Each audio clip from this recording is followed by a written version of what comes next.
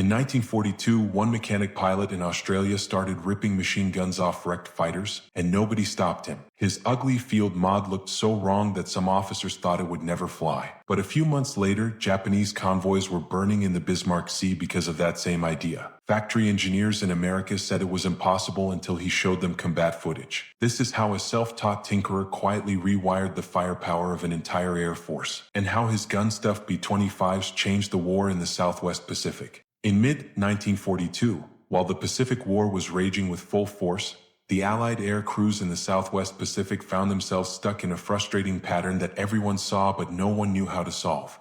Every week, bomber units launched raids against Japanese convoys moving through narrow island channels, and every week the same thing happened. The crews flew out, dropped their bombs from medium altitude, and returned with stories of near misses and wasted opportunities. Officers wrote reports describing limited effectiveness, but the pilots knew the truth. The bombs were landing hundreds of feet from their intended targets, splashing harmlessly into the sea. Even when the aim was perfect, the ships maneuvered out of danger before the weapons hit.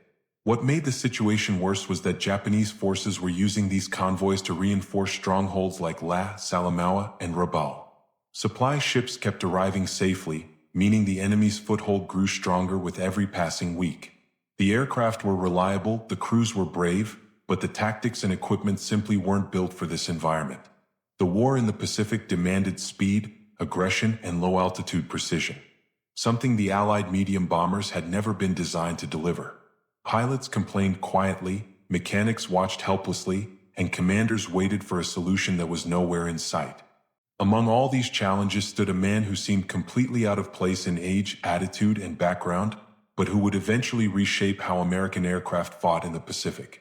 His name was Paul "Pappy" Gunn, a mechanic pilot whose life before the war was already unusual.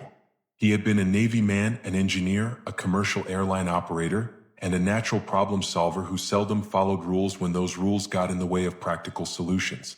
When he joined the USAF in Australia after escaping from the Philippines, the younger airmen saw him as an older, quiet figure with grease-stained hands and a steady voice.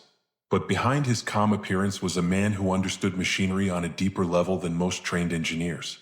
He knew how metal behaved under stress, how engines responded to heat, and how guns vibrated in aircraft during firing. More importantly, he understood what the pilots needed. They didn't need complicated theories or long paperwork. They needed aircraft that matched the brutal reality of Pacific warfare. Aircraft that could fly low, strike hard, and survive the point-blank fight against ships and ground positions. Gunn walked among damaged aircraft with the eyes of a technician and the imagination of an inventor. Where others saw wreckage, he saw possibilities. Where others complained about missing tools or factory delays, he believed in making do with what existed on the airfield. The crews began to trust him not because of his rank, but because everything he touched seemed to work better afterward. The first aircraft that caught Pappy Gunn's attention was the Douglas A-20 Havoc, a light bomber known for its speed and toughness but limited forward firepower. The A-20 was a good machine on paper, but in the Pacific it struggled because its nose held a bombardier's compartment instead of guns. During low-altitude attacks, where survival depended on overwhelming the enemy with fire, the A-20 had no real bite. Gunn watched mission after mission where these aircraft approached targets bravely but lacked the means to suppress anti-aircraft positions or clear ship decks before dropping their bombs.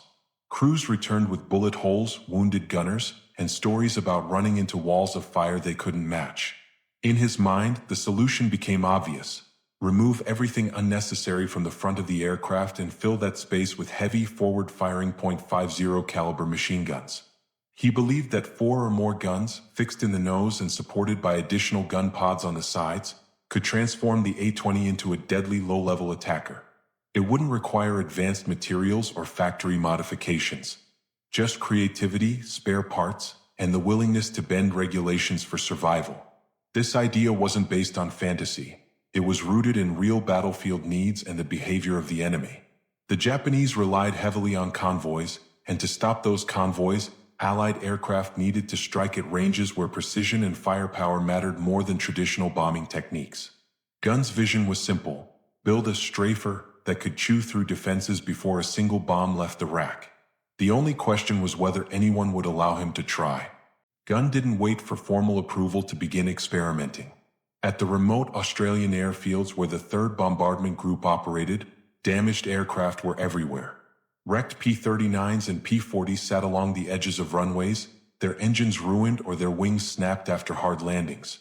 To most officers, these aircraft were useless metal waiting to be scrapped. But to Gunn, they were an opportunity disguised as junk. He walked around these grounded machines the way a skilled mechanic walks around an old car, touching the frames, checking the access panels, and looking for anything that still had life in it. What he wanted most were the .50 caliber Browning machine guns still bolted inside the wings and fuselages. Even if a plane was beyond repair, those guns usually survived the crash. Gunn understood something simple but powerful. A working gun was a working gun no matter where it came from. If these weapons could be fitted onto the A-20s and later the B-25s, the aircraft would gain the kind of firepower no factory had yet designed for them. Mechanics watched him gather parts, sometimes shaking their heads, sometimes smiling because they knew he was doing what nobody else dared. He dug through crates, salvaged ammunition boxes, and collected spare links and feeds. Everything was done with the mindset that the battlefield didn't wait for official shipments or engineering teams from the United States.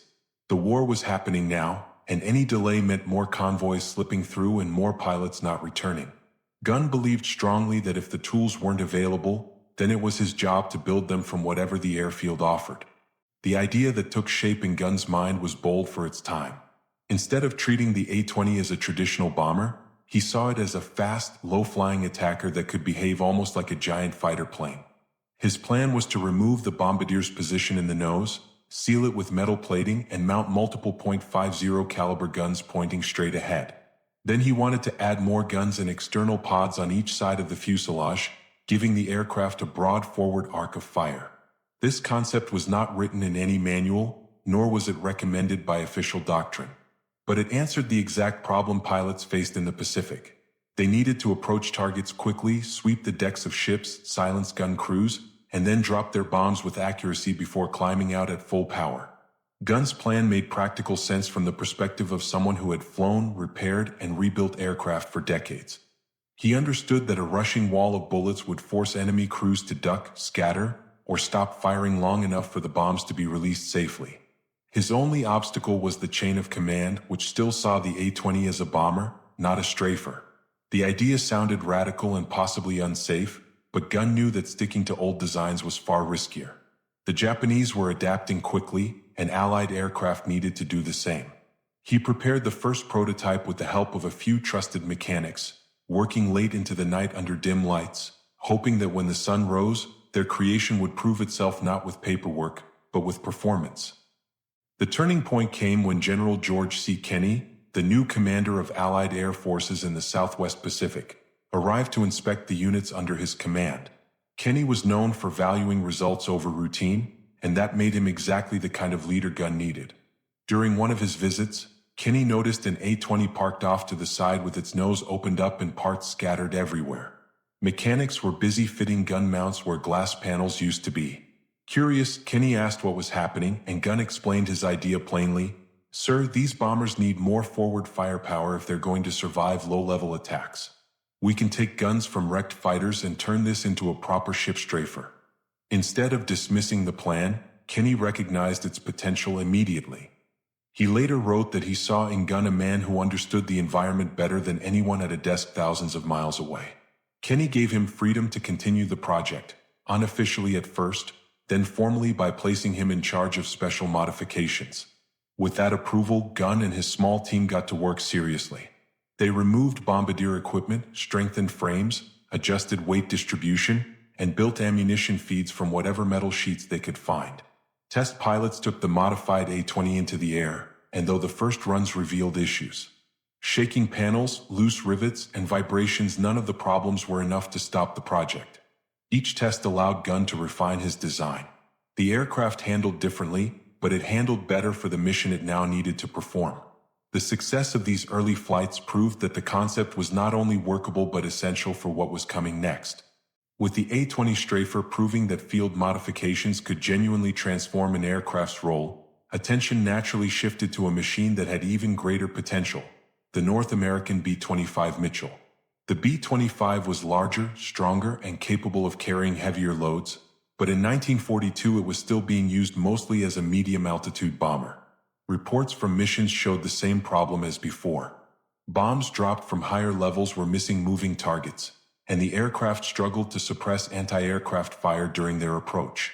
General Kenny believed the B-25 could become the backbone of a new low-level attack strategy if someone could figure out how to give it enough forward firepower.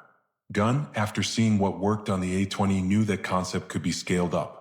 He imagined the B-25's large nose section not as a place for a bombardier, but as a space that could hold multiple .50 caliber machine guns arranged in tight clusters.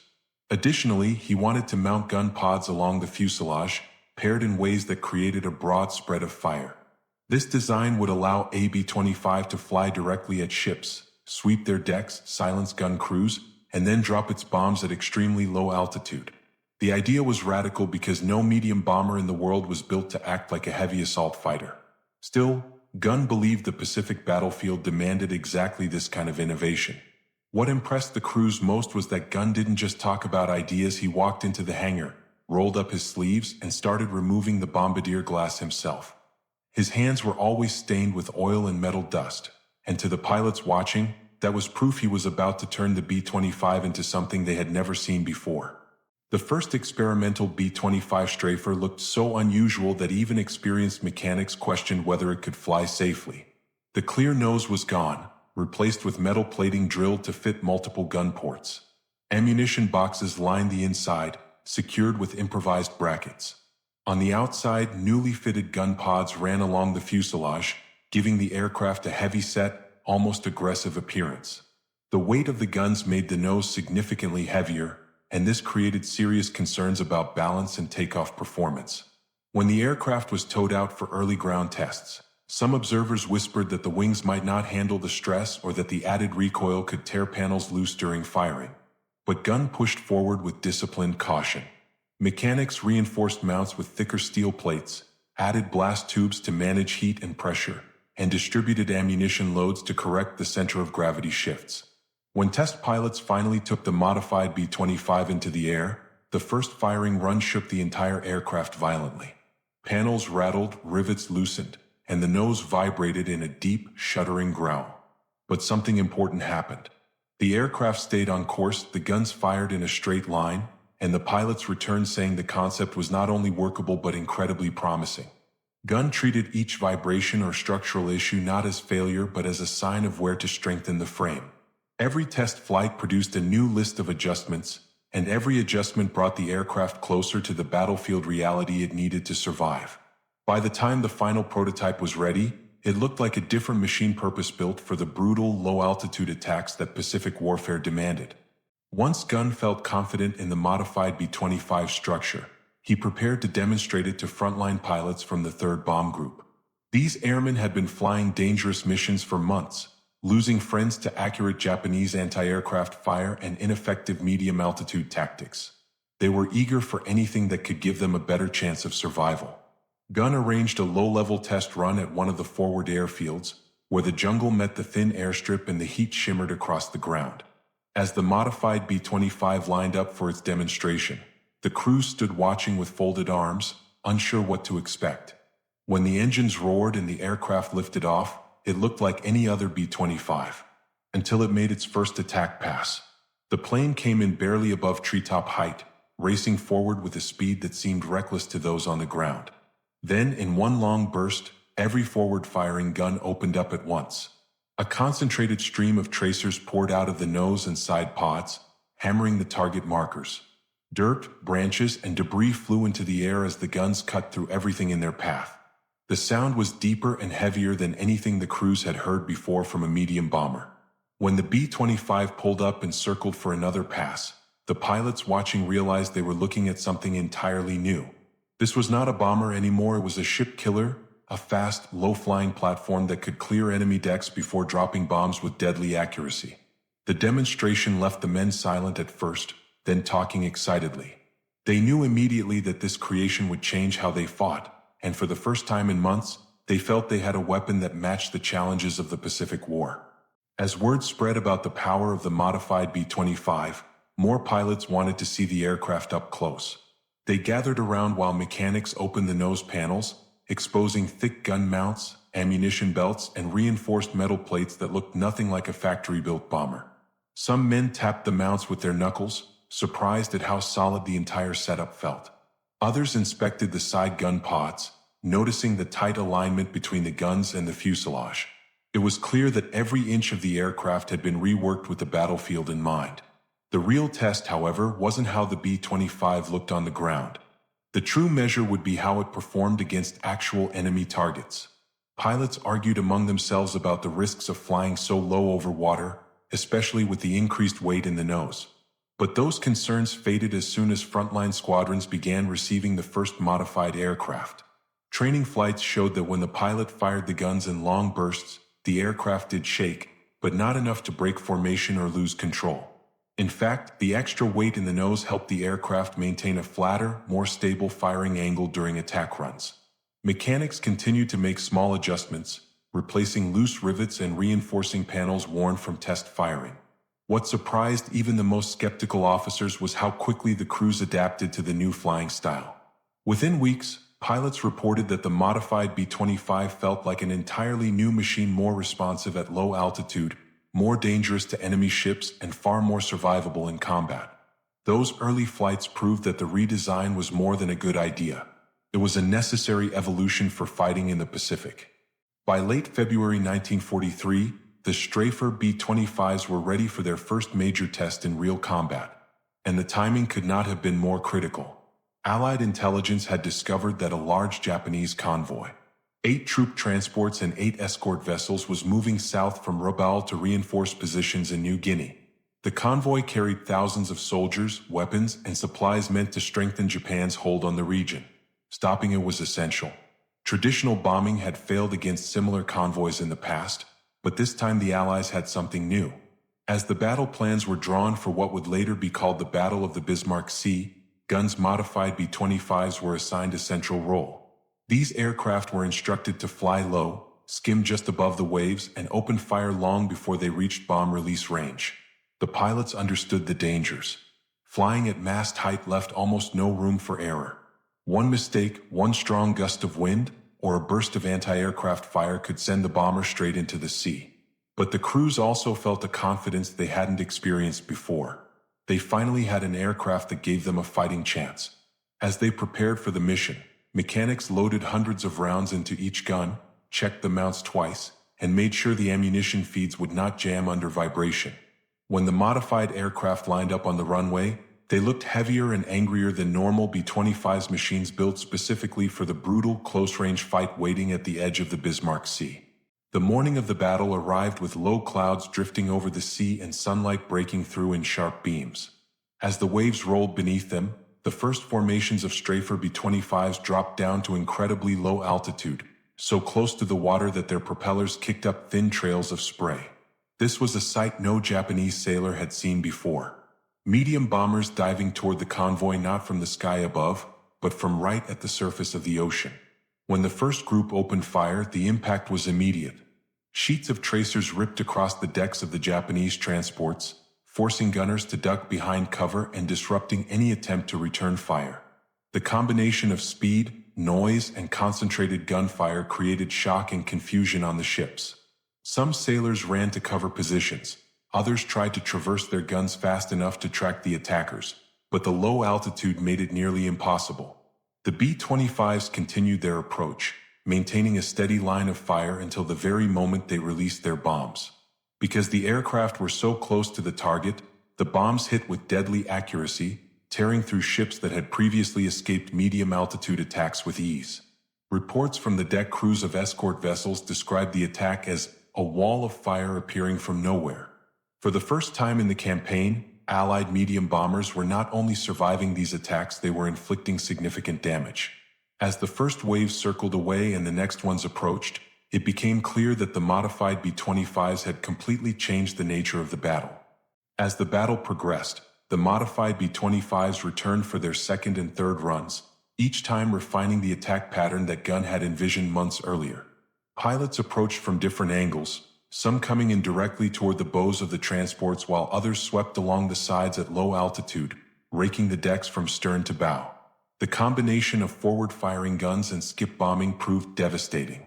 Skip bombing, a tactic introduced by Australian crews and embraced by the Americans, involved releasing a bomb at low altitude so it would skip across the water like a stone before slamming into the hull. The modified B-25s were perfect for this technique because their guns could clear defenders moments before bomb release, giving the pilots a clean window to drop their weapons.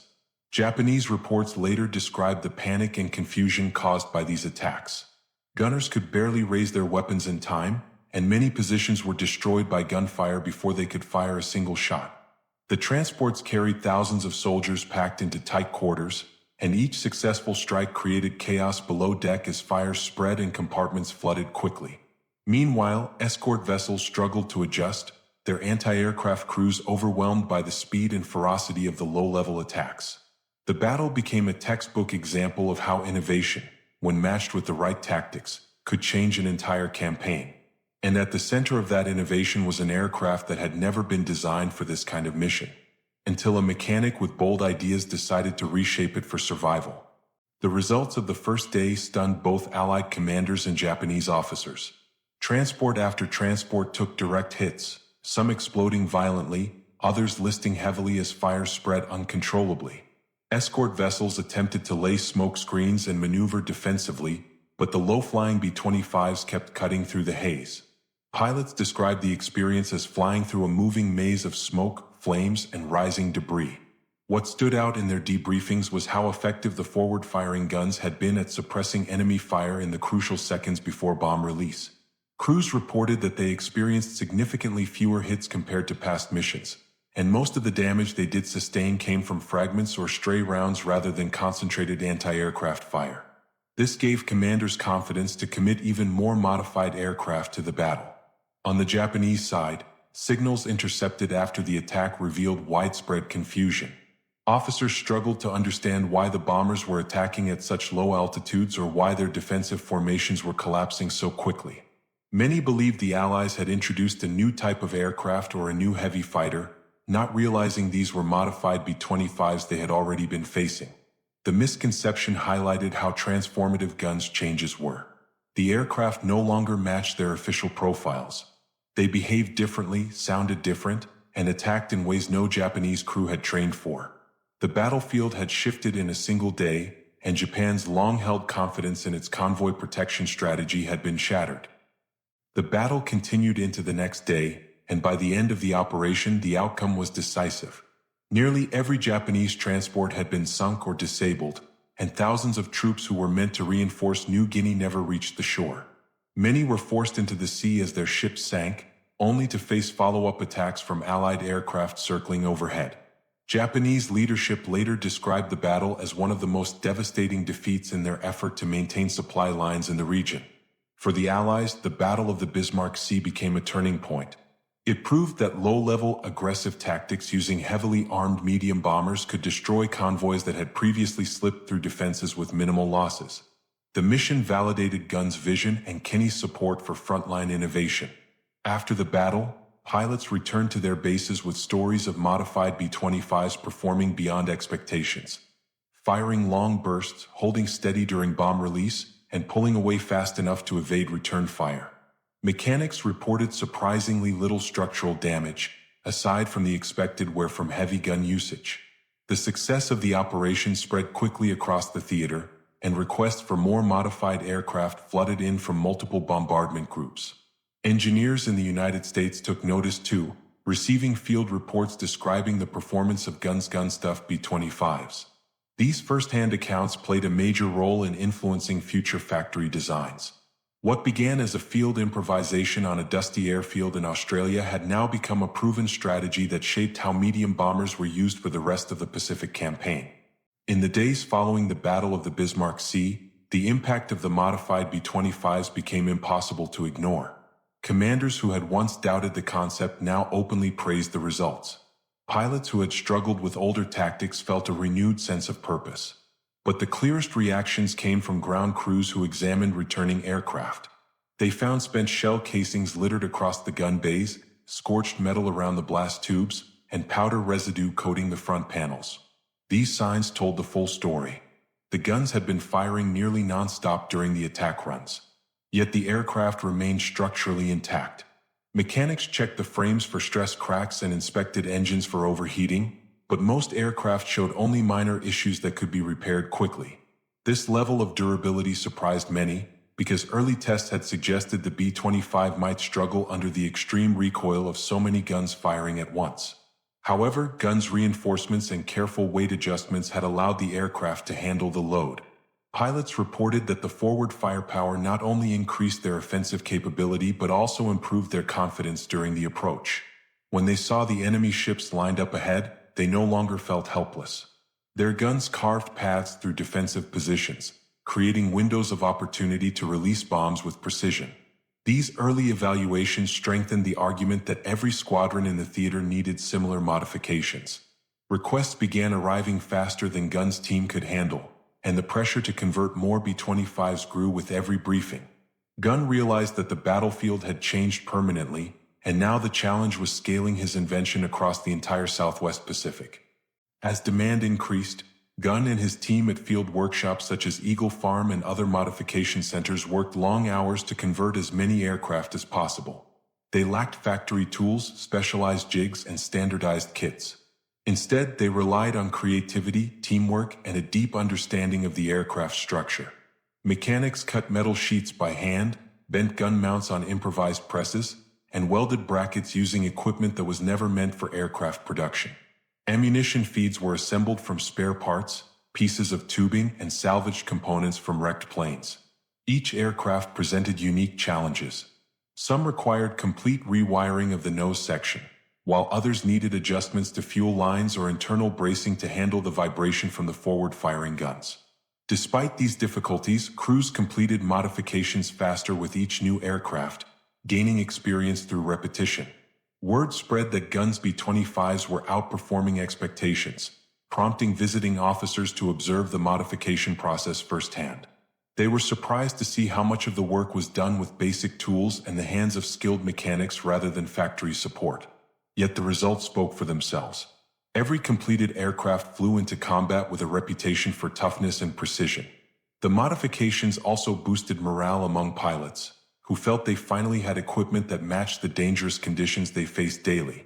Gunn often reminded his team that every hour spent in the workshop was an hour saved on the battlefield.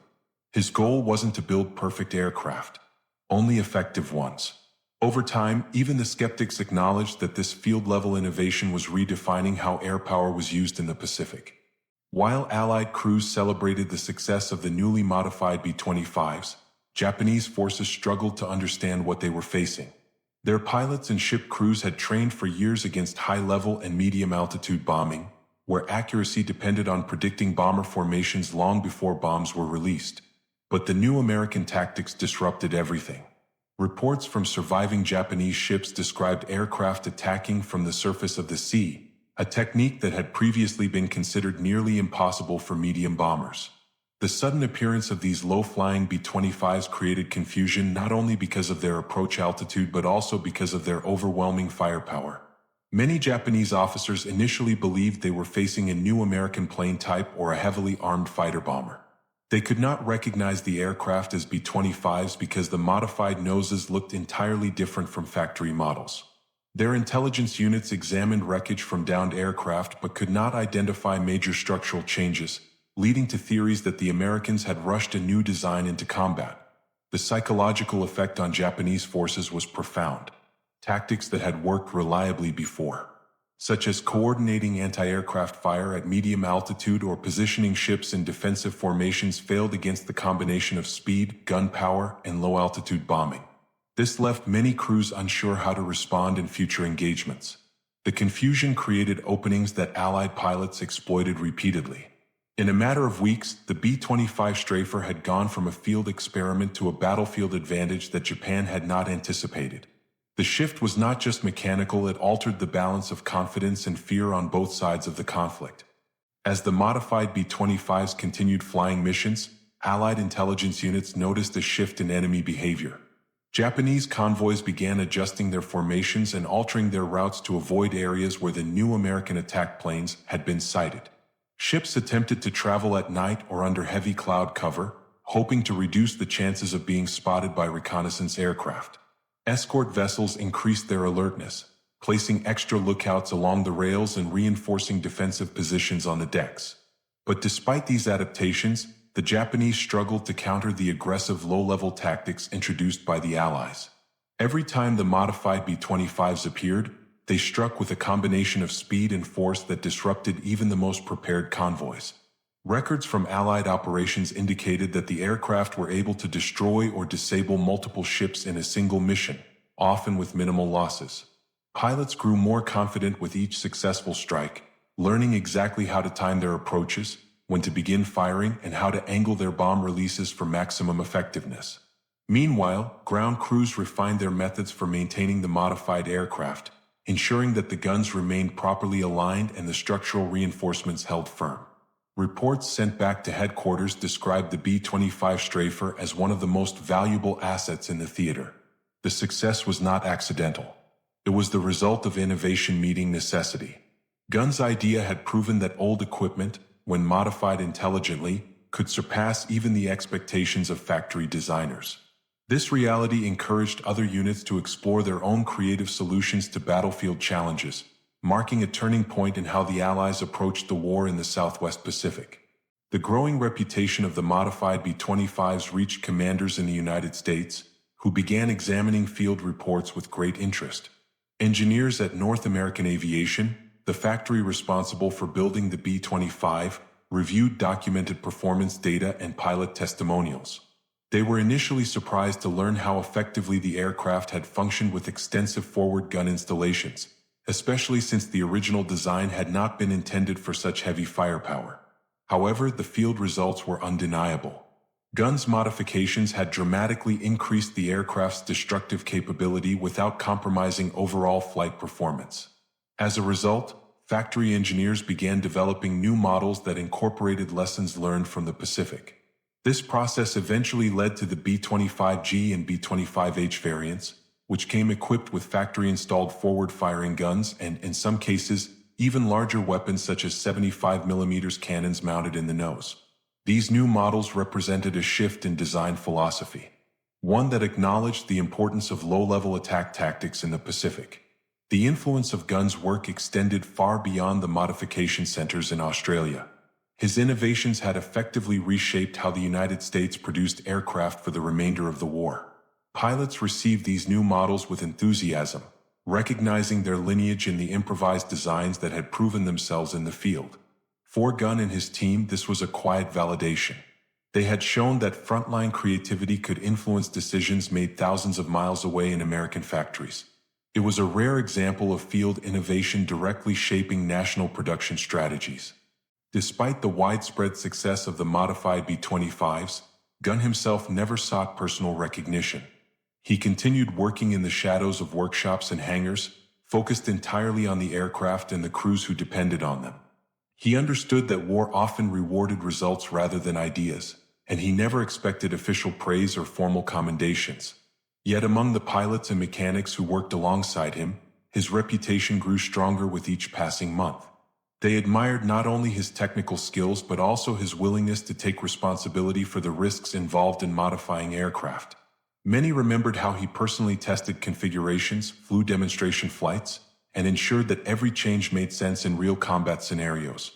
His presence in the workshop gave younger mechanics confidence, and pilots often said they felt safer taking off in a plane Gunn had touched. Over time, stories of his creativity and determination spread across the theater.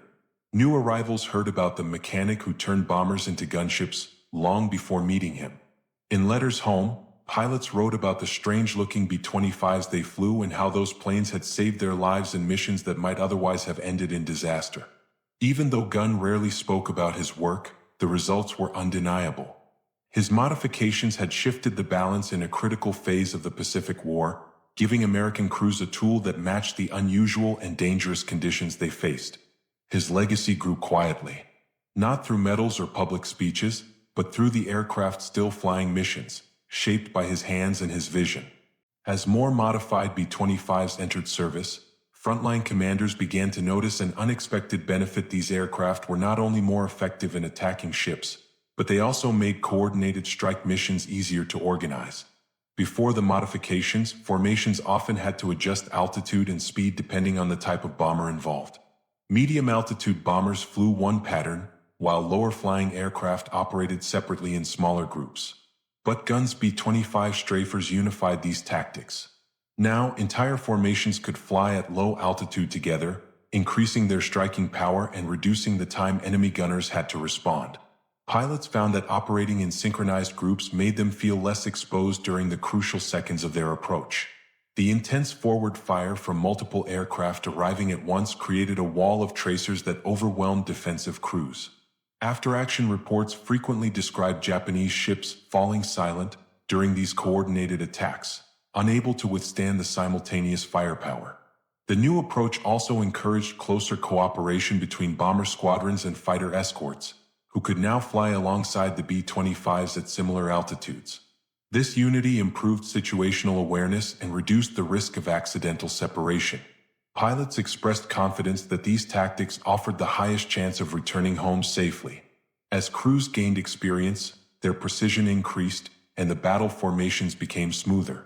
These improvements showed how an innovative modification could reshape an entire combat strategy.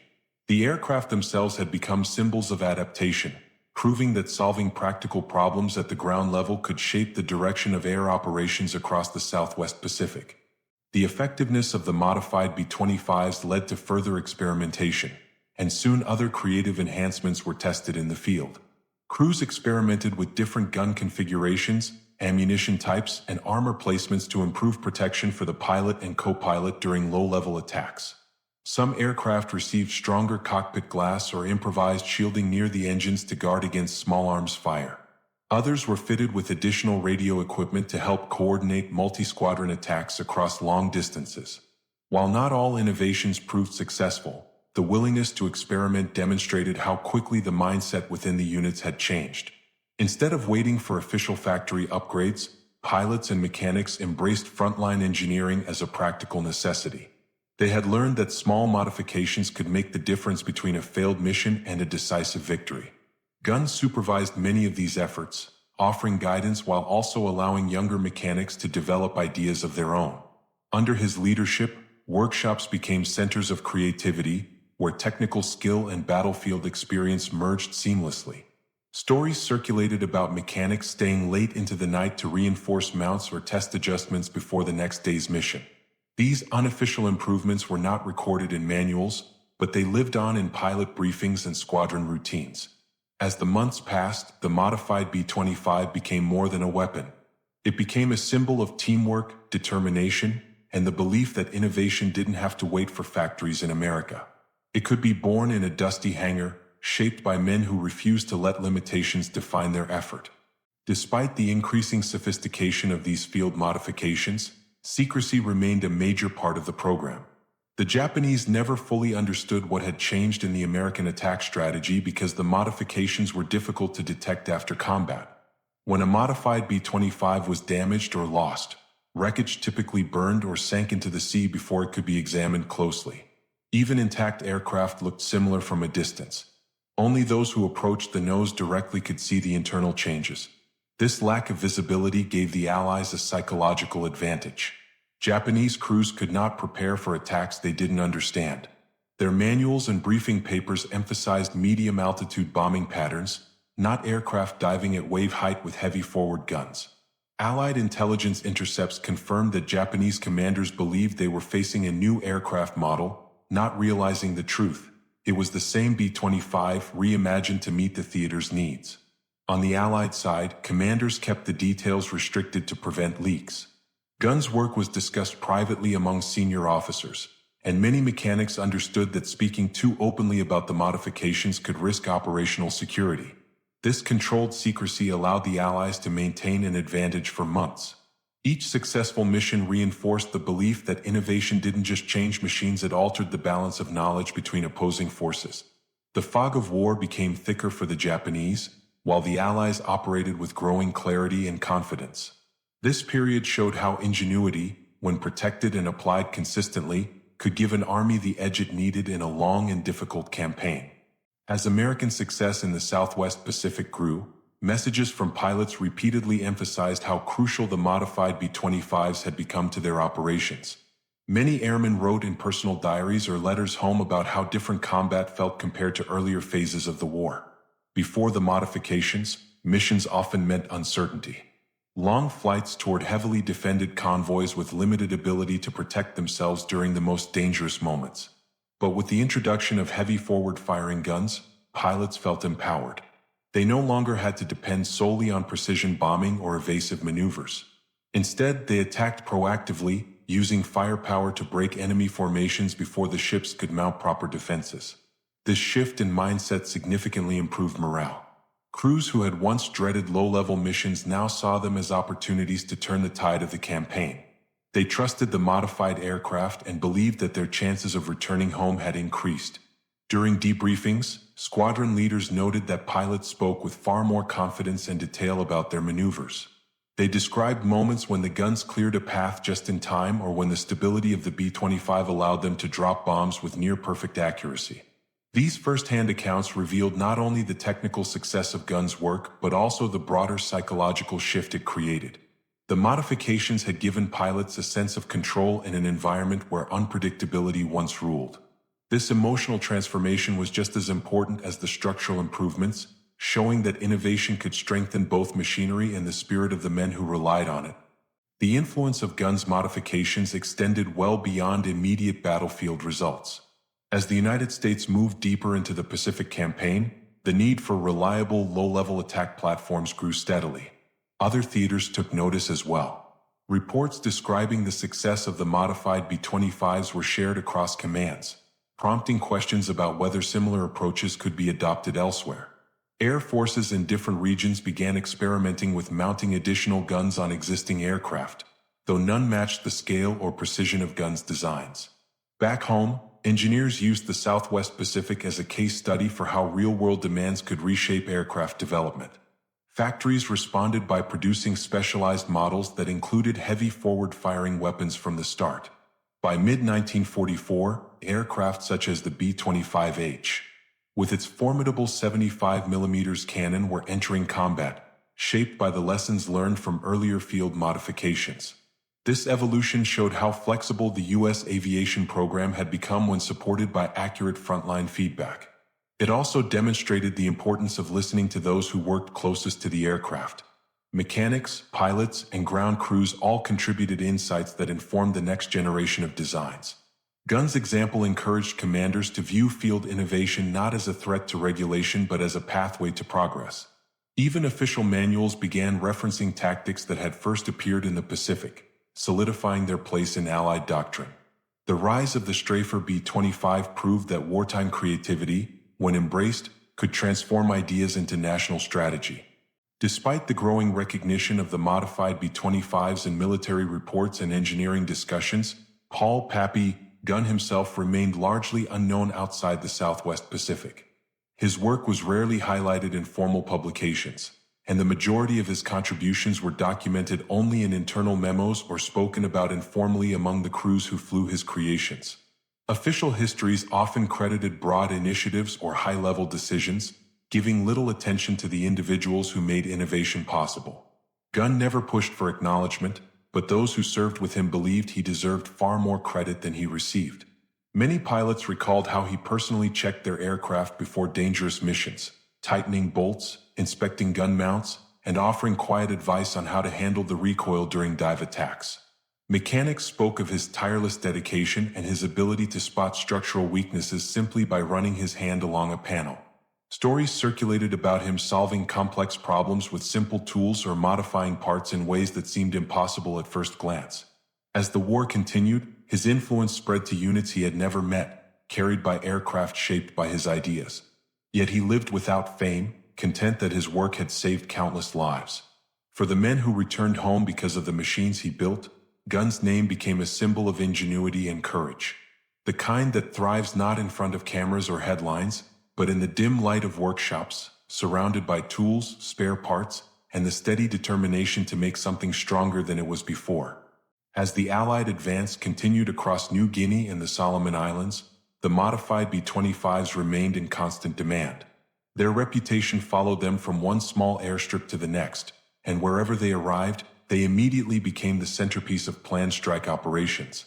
Pilots who had previously flown traditional bombing missions were eager to transition into strafer units, drawn by the unique combination of speed, firepower, and tactical independence these aircraft offered. The low-level attack strategy proved especially valuable in regions where thick jungle and rugged terrain limited visibility.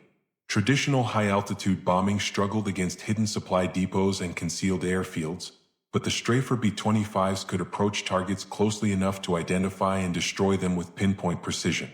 The pilots adapted quickly, learning to judge distances and speeds at extremely low altitude, sometimes flying just meters above the ground or treetops. Reports from these missions often highlighted how the forward-firing guns forced enemy troops to scatter before the bombs even reached the target. This combination of suppression and accuracy gave Allied ground forces strategic advantages as well, allowing them to advance more confidently along vital routes. For the Japanese, the psychological impact deepened. They could no longer rely on terrain or concealment to protect supply lines. The modified B-25s could reach almost anywhere, and their appearance often signaled that a convoy or a hidden base was about to suffer heavy losses. This period marked the full maturity of Gunn's innovations, where his ideas transitioned from experimental solutions into standard tools of modern air warfare. By 1944, the influence of Gunn's work was visible not only in the aircraft themselves but also in the broader evolution of Allied tactics. New squadrons were trained specifically for low-altitude strikes, and pilots learned to coordinate skip bombing runs, strafing passes, and evasive maneuvers with a level of precision that rivaled the most elite fighter units. Training manuals began to include material on techniques first tested by Gunn's crews, such as how to approach targets at high speed, maintain control under heavy recoil, and position aircraft for rapid escape after bomb release. These practices quickly spread through multiple commands, reinforcing the idea that adaptability and innovation were essential qualities for survival in the Pacific. At the same time, the United States continued developing newer variants of the B-25 that reflected frontline experience. The B-25H and B-25J models incorporated features inspired directly by field modifications. Stronger noses, improved gun placements, and upgraded cockpit visibility for low-altitude maneuvers. Pilots who had flown the earlier modified versions often felt a sense of familiarity when stepping into these new models, recognizing that their battlefield feedback had influenced the designs. Even as technology evolved, the core principles behind Gunn's approach remained unchanged. Give pilots the tools they need, trust the ingenuity of mechanics, and adapt equipment to match the realities of combat. These lessons endured long after the war, shaping the way future aircraft were designed and how militaries responded to changing battlefield conditions. Gunn's influence, though not always formally acknowledged, had become woven into the fabric of modern air combat. As the war moved closer to Japan, the contributions of individuals like Paul Pappy Gunn continued to echo across the Pacific. The modified B-25s he helped create had changed the way the Allies fought, turning ordinary bombers into versatile attack platforms that could strike hard and fast in some of the most demanding environments of the war. Pilots returned home with stories of missions where the guns cleared decks in seconds, or where skip bombing runs succeeded because enemy crews were too overwhelmed to react. Mechanics remembered the long nights spent strengthening mounts, adjusting ammunition feeds, and solving problems in dimly lit workshops with improvised tools. Gunn himself remained humble, rarely speaking about the role he played. But those who served with him knew that his work had saved countless lives by giving aircrews machines that matched the brutal demands of the Pacific. When historians later reviewed the campaign, they found that the success of the B-25 Strafer program was not the result of a single invention, but of a mindset. One that valued creativity, frontline knowledge, and the courage to challenge outdated designs. Gunn had turned battlefield necessity into innovation, and his work helped secure victories that shaped the course of the war. If you found this story as inspiring as the men who lived it, please consider liking the video. It helps us share more real accounts from the Second World War, stories of courage, ingenuity, and the people who made history in ways often overlooked. Don't forget to subscribe for more untold chapters of the war, and let us know in the comments where you're watching from. Our community spans the world, united by a shared respect for those who served. Thank you for keeping their stories alive.